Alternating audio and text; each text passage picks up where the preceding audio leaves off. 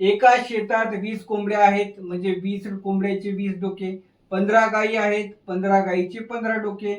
आणि काही गुराखी आहेत, म्हणजे गुराखी माहीत नाहीत म्हणून एक्स ठेवले. आता कोंबड्यांना पाय किती? 2, म्हणजे 20 गुणिले 2 किती झाले? 40. गाईला पाय 4 असतात, म्हणजे एकूण पाय 60 झाले. आणि गुराख्याला पाय 2 असतात, म्हणून गुराख्याचे पाय 2 एक्स झाले. आता एकूण डोके किती झाले? 35 अधिक एक्स. आणि एकूण पाय किती झाले? 100 अधिक 2x. आता काय कंडिशन दिली? सर्वांच्या पायांची एकत्रित संख्या. आता पायांची एकत्रित संख्या किती आहे? 100 अधिक 2x. ही म्हटलं की बरोबर लिहायचं. आणि सर्वांच्या डोक्यांच्या एकत्रित संख्यापेक्षा 70 ने जास्त आहे, म्हणजे डोक्यांची संख्या किती आहे? 35 अधिक एक्स. आणि कितीने जास्त आहे? 70 ने जास्त आहे, म्हणून इथे लिहायची 70.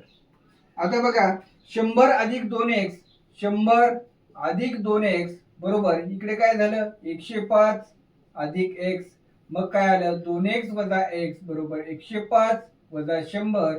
आणि x बरोबर किती आलं? मग 5. म्हणजे गुराख्यांची संख्या किती आहे? 5.